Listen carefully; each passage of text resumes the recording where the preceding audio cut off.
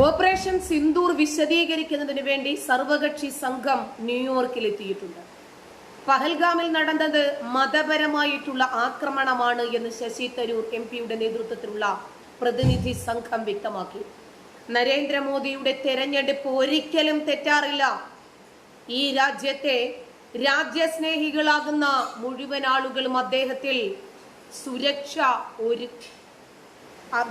പ്രതീക്ഷിക്കുന്നതും അതുകൊണ്ട് തന്നെയാണ്. കാരണം ഏത് സാഹചര്യത്തിൽ ഏത് സന്ദർഭത്തിൽ എന്ത് ചെയ്യണം എന്ന് കൃത്യമായി നരേന്ദ്രമോദിക്ക് അറിയാം. എന്തുകൊണ്ടാണ് രാഹുൽ ഗാന്ധിയെ പിടിച്ചു തള്ളി നരേന്ദ്രമോദിയുടെ ക്ഷണം സ്വീകരിച്ച് ഈ സംഘത്തിൽ ശശി തരൂർ ചേർന്നു എന്നതിന് ഉദാത്തമായിട്ടുള്ള ഉത്തരമാണ് അദ്ദേഹം നൽകിയിരിക്കുന്നത്. മതം ചോദിച്ച് ലിംഗം പരിശോധിച്ച് നടന്ന ആക്രമണത്തെ, ആ രൂപത്തിൽ കലിമ ചൊല്ലാൻ ആവശ്യപ്പെട്ടിട്ട് നടന്ന കൊലപാതകത്തെ മതഭീകരതയാണ് എന്ന് പറയാൻ ഭയക്കുന്ന ഗണ്ഡി വിഭാഗത്തിന് മേലുള്ള മുഖമടച്ചുള്ള തിരിച്ചടി കൂടിയാണ് ശശി തരൂരിന്റെ ഈ പ്രസ്താവന. കേവലം ഒരു ഭീകരാക്രമണമല്ല, ഇരകളായത് ഹിന്ദുക്കളാണെന്നും ശശി തരൂർ ന്യൂയോർക്കിൽ കൗൺസിലേഴ്സിനെ അഭിസംബോധന ചെയ്തുകൊണ്ട് പറഞ്ഞു. ലോകത്തിന്റെ ഏതു കോണിൽ ഒരു ഹിന്ദുവോ ഒരു ക്രിസ്ത്യാനിയോ ഈ രൂപത്തിൽ കൊല ചെയ്യപ്പെട്ടാൽ സന്തോഷിക്കുന്ന ഒരു വിഭാഗം മതരോഗികളാണ് നമ്മുടെ നാട്ടിലുള്ളത്.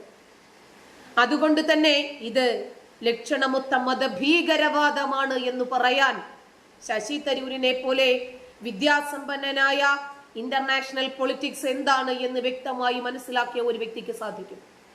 അതുകൊണ്ടാണ് ശശി തരൂർ എന്ന രാഷ്ട്രീയക്കാരനെ കഴിവുറ്റ മികവുറ്റ ഏത് രാജ്യത്തിന്റെയും പൊളിറ്റിക്സിനെ അഭിസംബോധന ചെയ്തുകൊണ്ട് അവരെ റെസ്പെക്ട് ചെയ്ത് കൃത്യമായിട്ട് തന്റെ നിലപാടുകളിൽ വെള്ളം ചേർക്കാതെ നേർപ്പിക്കാതെ ആരുടെ മുഖത്ത് നോക്കിയും തന്റെ ഇടത്തോടുകൂടി പറയാൻ കഴിവുള്ള ശശി തരൂരിനെ തന്നെ നരേന്ദ്രമോദി തെരഞ്ഞെടുത്തത്.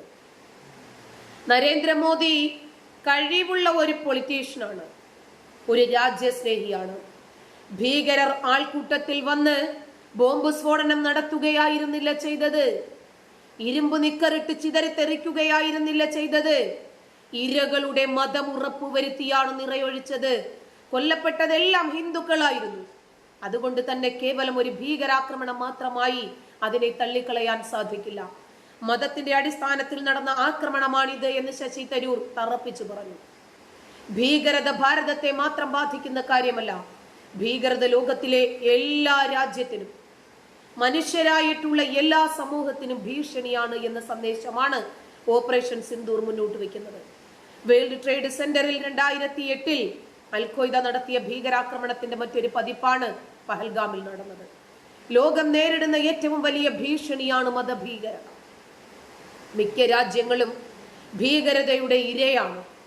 2 ഭീകരാക്രമണങ്ങളുടെയും ചരിത്രം ഓർമ്മപ്പെടുത്തിക്കൊണ്ട് ശശി തരൂർ വിശദീകരിച്ചു. ലഷ്കർ-ഇ-തൊയ്ബ പോലെയുള്ള ഭീകര സംഘടനകൾക്ക് പാകിസ്ഥാൻ നൽകുന്ന പ്രോത്സാഹനവും ശശി തരൂർ വിശദീകരിച്ചു. പഹൽഗാം ഭീകരാക്രമണം നടത്തിയ റെസിസ്റ്റന്റ് ഫ്രണ്ടും ലഷ്കർ-ഇ-തൊയ്ബ അനുബന്ധ സംഘടനകൾ തന്നെയാണ്. 2 സംഘടനകളെയും UN അടക്കം കരിമ്പട്ടികയിൽ ഉൾപ്പെടുത്തിയിട്ടുണ്ട്. എന്നാൽ ഇവർക്ക് ധനസഹായം അടക്കം നൽകി പ്രോത്സാഹിപ്പിക്കുന്ന രാജ്യമാണ് പാകിസ്ഥാൻ. ഇത് കൃത്യമായി ലോകരാജ്യങ്ങൾ മനസ്സിലാക്കണമെന്നും ശശി തരൂർ കൗൺസിലേഴ്സിനോട് പറഞ്ഞു. ഭീകരാക്രമണത്തിൽ മതം ചേർക്കേണ്ടതില്ല എന്ന നിലപാടാണ് കോൺഗ്രസ് അടക്കമുള്ള പ്രതിപക്ഷ കക്ഷികൾ സ്വീകരിച്ചത്. ഇവിടെയാണ് ശശി തരൂരിന്റെ നിലപാട് കൃത്യമാകുന്നതും അദ്ദേഹം രാജ്യസ്നേഹിയായ വ്യതിരിക്തനായിട്ടുള്ള ഒരു മനുഷ്യനാകുന്നത്. ശനിയാഴ്ചയാണ് ശശി തരൂരും സംഘവും ന്യൂയോർക്കിലെത്തിയത്. US പുറമെ പനാമ, ഗയാന, ബ്രസീൽ, കൊളംബിയ എന്നീ രാജ്യങ്ങളും സംഘം സന്ദർശിക്കുമെന്നാണ് കേട്ടത്. ഇപ്പോ കാശ്മീരിലെ പഹൽഗാമിൽ കയറി ഈ ഭീകരർ കണ്ണിൽ കണ്ട എല്ലാവരെയും നിറയൊഴിക്കുകയായിരുന്നില്ല ചെയ്തത്. താൻ കൊല്ലുന്നത് കാഫിറുകളെ തന്നെ ആയിരിക്കണം എന്ന് ഈ ഭീകരർക്ക് ഉറപ്പ് വേണമായിരുന്നു. അതുകൊണ്ടാണ് കലിമ ചൊല്ലാൻ ആവശ്യപ്പെട്ടതും പേര് ചോദിച്ചതും തുണി അഴിച്ചു നോക്കിയതും. ഇതിനെ മതഭീകരത എന്ന് പറയാൻ നിങ്ങൾക്ക് ഭയമുണ്ടെങ്കിൽ പറയണ്ട, അങ്ങോട്ട് നീങ്ങി നിന്ന് കുരു പൊട്ടിക്കട തെണ്ടി എന്ന് പറയേണ്ടി വരും നമുക്ക്. കാരണം നമ്മൾ ഈ രാജ്യത്തെ സ്നേഹിക്കുന്നു. ആ കൊല്ലപ്പെട്ട 29 ആളുകളും ഇന്ത്യയിൽ ജനിച്ചവരാണ്, ഇന്ത്യയുടെ സന്തതികളാണ്. അതുകൊണ്ട് ഈ രാജ്യത്തെ ഏതൊരാളെ തൊട്ടാലും ശരി, 140 കോടിയിലെ ഇന്ത്യ സ്നേഹികൾക്ക് പൊള്ളും, പാകിസ്ഥാൻ പ്രേമികൾക്ക് പൊള്ളില്ല. അവളുമാര് വന്നിട്ട് പറയും നമ്മൾ നമ്മുടെ ക്വാളിറ്റി കീപ്പ് ചെയ്യണം. അവളെ കെട്ടിയോനെയായിരുന്നു തെറിപ്പിക്കേണ്ടത്, അവളുടെ തന്തയുടെ തലയായിരുന്നു തെറിപ്പിക്കേണ്ടത്. എന്നാൽ അവൾ അത് പറയുമായിരുന്നില്ല. 2 പേരുടെ ശബ്ദങ്ങൾ നിങ്ങൾ കൃത്യമായിട്ടൊന്ന് കേൾക്കണം. മതം വിട്ടവൻ എന്ത് പറയുന്നു ഈ പഹൽഗാം ഭീകരാക്രമണത്തെ കുറിച്ച്? മതത്തിനകത്ത് നിൽക്കുന്ന അപ്പിക്കുപ്പായക്കാരി എന്താണ് പറയുന്നത് എന്ന് നിങ്ങളൊന്ന് കേൾക്കണം. ഇതാ അവളുടെ ക്വാളിറ്റി. ഇപ്പൊ ഇന്ത്യക്കെതിരെ പാകിസ്ഥാൻ ഒരു അറ്റാക്ക് നടത്തിയല്ലോ, അപ്പൊ തിരിച്ചടിക്കണമെന്നാണോ ആഗ്രഹം? അല്ല, എന്തുകൊണ്ടല്ലേ? ലൈക്ക് നമ്മളെ ക്വാളിറ്റി നമ്മൾ കീപ്പ് ചെയ്യണമല്ലോ. ഇവളുടെ തന്തയും തന്തയുടെ തന്തയും ഇവളുടെ മറ്റവനും ഒക്കെ പാകിസ്ഥാനിലാണ് ഉറങ്ങുന്നത്. അതുകൊണ്ട് നമ്മുടെ ക്വാളിറ്റി നമ്മൾ കീപ്പ് ചെയ്തിട്ട് 29 പേരെയല്ലേ കൊന്നുള്ളൂ, അടുത്ത 200 പേരുടെ തല റെഡിയാക്കി ലിംഗം കാണത്തക്ക രൂപത്തിൽ പുറത്തിട്ട് നിൽക്കണം. കാരണം എന്നാ പിന്നെ അവർക്ക് വന്നിട്ട് പാന്റ് അഴിച്ചു നോക്കിയിട്ട് അത്രയും സമയം എടുക്കണല്ലോ, അതിന് മുമ്പ് തന്നെ ഷൂട്ട് ചെയ്യാമല്ലോ. ഇവളെ കൊണ്ടുവന്ന് നിർത്തണം അവിടെ, എന്നിട്ട് ഇവളുടെ തലയാണ് തെറിപ്പിക്കേണ്ടത്. അപ്പൊ ഇവളുടെ സഹോദരങ്ങൾ തന്നെ ഇവളുടെ തലയങ്ങ് തെറിപ്പിച്ചോളും. ഇവളുടെ ക്വാളിറ്റി. ഇതുപോലെയുള്ള രാജ്യവിരുദ്ധരെയാണ് ഈ രാജ്യം ഇന്ന് ഉൾക്കൊള്ളുന്നത്. ഇവരെ കൂടി സംരക്ഷിക്കുന്നതിന് വേണ്ടിയാണ് പാകിസ്ഥാൻ ഭീകരരാൽ ഇന്ത്യൻ ആർമി പലപ്പോഴും കൊല്ലപ്പെടുന്നത് എന്ന് ഓർക്കുമ്പോൾ ദയനീയത തോന്നുവാണ്. അല്ല, എന്തുകൊണ്ടല്ല? ലൈക്ക് നമ്മളെ ക്വാളിറ്റി നമ്മൾ കീപ്പ് ചെയ്യണമല്ലോ. അതേ നാണയത്തിൽ തിരിച്ചടിക്കുക എന്നുള്ളതല്ല. ലൈക്ക് ഭീകരവാദികള് അവരുടെ ബോധമില്ലായ്മ കാരണം ചെയ്ത കാര്യമാണ് ഇത്. അതിന് അല്ലടി, നിന്റെ തള്ളയും നിന്റെ തന്തയും നിന്റെ കെട്ടിയോനോ അല്ലെങ്കിൽ നിന്റെ ആങ്ങളമാരോ ഒക്കെ ബോധമില്ലെങ്കിൽ ആളുകളെ കൊല്ലുവാന്നോടി ചെയ്യുന്നേ? ആണോ? ഇവളുമാരെയൊക്കെ ആദ്യം പിടിച്ചു കൊണ്ടുപോയി ഇടണമെന്നേ തീഹാർ. ലൈക്ക് ഭീകരവാദികള് അവരുടെ ബോധമില്ലായ്മ കാരണം ചെയ്ത കാര്യമാണ് ഇത്. അതിന് നമുക്കിടയിൽ വർഗീയത ഉണ്ടാക്കുക എന്നുള്ളതാണ് അവരുടെ ലക്ഷ്യം. അത് ഇവിടെ നടപ്പായാലും അവരാണ് വിജയിക്കുന്നത്, നമ്മളല്ല. പക്ഷെ എന്നാലിപ്പോ അവര് ഒരു ചെറിയൊരു അറ്റാക്ക് നടത്തി, നമ്മളൊന്നും ചെയ്യാതിരുന്നു കഴിഞ്ഞാൽ അവർ ഇതിനേക്കാളും വലിയൊരു അറ്റാക്ക് നടത്തിയാലോ? ഇല്ല, എനിക്ക് തോന്നുന്നില്ല അങ്ങനെയാണത് സംഭവിക്കാൻ തോന്നുന്നില്ല. നമ്മൾ ഇന്ത്യ കൊടുക്കേണ്ട മെസ്സേജ് നമ്മൾ ഒറ്റക്കെട്ടായിട്ട് തന്നെ അതിനെതിരെ നിൽക്കും എന്നുള്ളതാണ്. ലൈക്ക് ഹിന്ദു ആയാലും മുസൽമാൻ ആയാലും ക്രിസ്ത്യൻ ആയാലും എല്ലാവരും ഒറ്റക്കെട്ടായിട്ട് നിന്നാണ് ഇതിനെ പ്രതിരോധിക്കുക എന്നുള്ള മെസ്സേജാണ് ഇന്ത്യയിൽ നിന്ന് പോകേണ്ടത്. ഇനിയും മതം വിട്ടവർ ഈ ഭീകരാക്രമണത്തെ എങ്ങനെ കാണുന്നു നോക്കൂ. എന്തിനാ ഈ പാക് തീവ്രവാദി? ഇതിലെന്താ പാക് തീവ്രവാദി? മുണ്ടഴിച്ച് നോക്കിയിട്ട് പാകിസ്ഥാനിയാണോ ഇന്ത്യക്കാരനാണോ എന്നല്ലല്ലോ നോക്കിയത്. മുണ്ടഴിച്ച് നോക്കിയിട്ട് കരിമ തെളിച്ചത് ഇന്ത്യക്കാരനാണോ എന്ന് അറിയാൻ വേണ്ടിയിട്ടാണോ? അല്ലല്ലോ. അവിടെ അത് ചോദിച്ചത് എന്തിനാ? അത് മുസ്ലിം ആണോ എന്ന് അറിയാൻ വേണ്ടിയിട്ടാണ്, ഹിന്ദു ആണോ എന്ന് അറിയാൻ വേണ്ടിയിട്ടാണ്. അപ്പൊ അത് നിങ്ങൾക്ക് എന്താ പറയാൻ സാധിക്കാത്തത്? ഇവിടെ അത് പച്ചയ്ക്ക് പറയാൻ നിങ്ങൾക്ക് സാധിക്കുന്നില്ല. പിന്നെ നിങ്ങൾ പറയുന്ന ഈ തീവ്രവാദത്തെ നിങ്ങൾ ഇത് കണ്ടെയ്ൻ ചെയ്യും, ഇതിനെ മുതലെടുക്കുന്നു എന്നൊക്കെ പറയും. ആരാ മുതലെടുത്തത്? ഞാൻ ഇന്നലെ VT ബലറാമിന്റെ ഫേസ്ബുക്ക് പോസ്റ്റ് കണ്ടു. അതിനകത്ത് ഒരു അക്ഷരം പോലും ഈ പറയുന്ന സാധനത്തെ കുറിച്ച് അവിടെ മിണ്ടിയിട്ടില്ല. എന്താ മിണ്ടാത്തത്? ഇത് പറയണ്ടേ? അതായത് ഇവിടെ നടന്ന ഈ തീവ്രവാദത്തിന്റെ രീതിയെ കുറിച്ച് നിങ്ങൾ പറയണ്ടേ? നിങ്ങൾ ഈ ഗുജറാത്ത് കലാപത്തിന്റെ ഇടയിൽ നടന്നിട്ടുള്ള നടക്കാത്ത സാധനം അതിനകത്ത് നടന്നിട്ടുണ്ടെന്ന് പറഞ്ഞിട്ട് ഈ മറ്റേ ശൂലം കുത്തി കയറ്റിയ കഥയൊക്കെ നിങ്ങൾ പറയുന്നത് യഥാർത്ഥത്തിൽ അത് എവിടെ നടന്നതെന്ന് നിങ്ങൾക്കറിയോ? അത് നടക്കാത്ത സാധനം അതിനകത്ത് ഉണ്ടെന്ന് പറഞ്ഞിട്ട് നിങ്ങൾ കഥ പറയുന്ന ആളുകൾ ഈ തീവ്രവാദത്തിന്റെ ആ രീതിയെ നിങ്ങൾക്ക് പറയാൻ സാധിക്കാത്ത എന്താണ്? അത് തന്നെയാണ് നിങ്ങളുടെ ഈ പറയുന്ന ഇരട്ടത്താപ്പ് എന്ന് പറയുന്നത്. ഈ കോൺഗ്രസ് എന്ന് പറയുന്ന ഈ പാർട്ടി ഈ രാജ്യത്തെ കുട്ടിച്ചോറാക്കിയത് ഇതുപോലെ തന്നെയാണ്. അതായത് ഞാനിപ്പോ കഴിഞ്ഞ ദിവസം നമ്മളൊരു വീഡിയോ ചെയ്തിരുന്നു. അതിന്റെ ടൈറ്റിൽ തന്നെ ഇതാണ്: ഈ മുസ്ലിം ഐഡന്റിറ്റി പൊളിറ്റിക്സ്.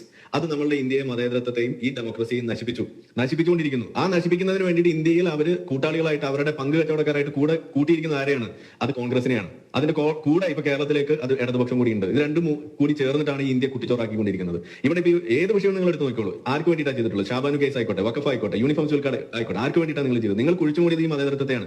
ഇന്നിപ്പോ നിങ്ങൾ ഈ തീവ്രവാദത്തിന്റെ വിഷയം വരുമ്പോൾ അതിന്റെ യഥാർത്ഥ വിഷയത്തെ നിങ്ങൾക്ക് അഡ്രസ് ചെയ്യാൻ കഴിയുന്നില്ല. അതിന്റെ രീതിയെ നിങ്ങൾക്ക് പറയാൻ കഴിയുന്നില്ല. അതിനെ പരിഹരിക്കണമെന്ന് നിങ്ങൾക്ക് ആഗ്രഹമുണ്ടെന്നുണ്ടെങ്കിൽ അതിന്റെ യഥാർത്ഥ കാരണത്തെ, ആ രോഗ കാരണത്തെ നിങ്ങൾക്ക് മിണ്ടാൻ കഴിയുന്നില്ല. ഇസ്ലാമികമായിട്ടുള്ള ഡോക്ട്രിൻസ് ആണ് ഇതിന്റെ പിന്നിലുള്ളത് എന്ന് പറയാൻ നിങ്ങൾക്ക് സാധിക്കുന്നുണ്ടോ? ഈ ഗസ്വായ ഹിന്ദ് എന്ന് പറയുന്ന ഈ ഇസ്ലാമിലെ ഡോക്ട്രിൻ, അതിനെക്കുറിച്ച് നിങ്ങൾക്ക് വല്ല ABCD അറിയോ? അത് ഈ തീവ്രവാദികളുടെ ലക്ഷ്യമാണെന്നുള്ള കാര്യം നിങ്ങൾക്ക് അറിയോ? ഇത് തന്നെയല്ലേ അവർ കൊണ്ടു നടക്കുന്നത് എന്ന് നിങ്ങളോട് പറഞ്ഞു കഴിഞ്ഞാൽ നിങ്ങൾ അത് സമ്മതിക്കോ? ഈ 2047 ഇസ്ലാമിക രാജ്യമാക്കാൻ വേണ്ടിയിട്ട് ഇവിടെ നടക്കുന്ന ആളുകൾ കോപ്പ് കൂട്ടുന്ന ആ പ്രവർത്തനത്തിന്റെ ഭാഗം തന്നെയാണ് ഇത് എന്ന് പറഞ്ഞു കഴിഞ്ഞാൽ നിങ്ങൾക്ക് അത് സമ്മതിക്കാൻ കഴിയോ? പിന്നെ നിങ്ങൾ പറഞ്ഞത് ഇതിനൊന്നും രാഷ്ട്രീയപരമായിട്ട് ഉപയോഗിക്കരുതെന്നാണ്. ഇവിടെ പുൽവാമ അറ്റാക്ക് നടന്നു, ഇതേ തീവ്രവാദികൾ നടത്തിയ അറ്റാക്കാണ്. നിങ്ങളല്ലേ അതിനെ രാഷ്ട്രീയവൽക്കരിച്ചത്? മോദി ഇലക്ഷൻ ജയിക്കാൻ വേണ്ടിയിട്ട് ഉണ്ടാക്കിയതാണെന്ന് പറഞ്ഞത്. അപ്പൊ അതിനെ രാഷ്ട്രീയവൽക്കരിച്ചത് നിങ്ങളല്ലേ? ഇതിലിപ്പോ സത്യം പറഞ്ഞു കഴിഞ്ഞാൽ നിങ്ങൾ ഈ രാഷ്ട്രീയവൽക്കരിക്കരുത് എന്ന് പറയുന്നത് എന്തുകൊണ്ടാന്ന് വെച്ചാൽ, പച്ചയ്ക്ക് പറഞ്ഞാൽ നിങ്ങൾക്ക് ഇവിടെ ഈ സാധനത്തിൽ ഒരു അക്ഷരം പോലും ഉരിയാടാൻ പറ്റാത്ത രീതിയിൽ നിങ്ങളുടെ മുന്നിൽ തെളിവുകളായിട്ടും ഇതിന്റെ വസ്തുതകളായിട്ട് നിങ്ങൾ മുന്നിൽ വന്ന് നിൽക്കുമ്പോൾ മിണ്ടിപ്പോയാൽ അത് ഇസ്ലാമിക സമൂഹത്തിനെതിരെ ആകും എന്ന നിങ്ങളുടെ ഭയം അവിടെ നിങ്ങൾ മനസ്സിലാക്കരുത്. ഇത് ഇസ്ലാമിനെതിരെ, മുസ്ലിങ്ങൾക്കെതിരെ അല്ല ഇവിടെ പറയുന്നത്, ജിഹാദികൾക്കെതിരെയാണ് നമ്മൾ ഇവിടെ പറയുന്നത്. ആ ജിഹാദികൾക്കെതിരെ നമ്മൾ മുസ്ലിങ്ങൾക്കെതിരെ അല്ല സംസാരിക്കുന്നത്, ഇസ്ലാമിലെ തീവ്രവാദത്തിനെതിരെയാണ്. നമ്മൾ മതാധിപത്യത്തിനെതിരെയാണ് സംസാരിക്കുന്നത്, ജനാധിപത്യത്തിന് വേണ്ടിയാണ് സംസാരിക്കുന്നത്. അത് നിങ്ങൾക്ക് മനസ്സിലാകുന്നില്ല. മതതീവ്രവാദികളെ ഒരടി അകലത്തിൽ നിർത്തേണ്ടതാണ്. മതവിശ്വാസികൾക്ക് നല്ലത്. മിണ്ടാൻ കഴിയുന്നില്ല, മിണ്ടിയാൽ അവിടെ കുടുങ്ങും എന്നുള്ളത് തന്നെയാണ് നിങ്ങളുടെ കുഴപ്പം. അതുകൊണ്ട് ഇത് രാഷ്ട്രീയവൽക്കരിക്കുക എന്ന് പറയുന്നത് ആ പരിപ്പ് ആ തരികിട ഇവിടെ ചെലവാകില്ല. നിങ്ങളുടെ ഈ തരികിടൊക്കെ നാട്ടുകാർക്ക് മനസ്സിലായി തുടങ്ങിയെന്നാണ് ഞാൻ പറയുക. അപ്പൊ അതുകൊണ്ട് ഇവിടെ പച്ചയ്ക്ക് പറയാൻ കഴിയണം, ഇത് നടന്നത് പാകിസ്ഥാൻ തീവ്രവാദികളല്ല. അത് എനിക്ക് അനിൽ നമ്പ്യാരോട് കൂടി പറയാനുള്ളത്, ഇത് പാകിസ്ഥാൻ തീവ്രവാദമൊന്നുമല്ല. ഇസ്ലാമിനെ സംബന്ധിച്ചിടത്തോളം പാകിസ്ഥാനോ ഇന്ത്യയൊന്നും ഇല്ല, അത് പാൻ ഇസ്ലാമാണ്. അവിടെ രാജ്യ അതിർത്തികളില്ല.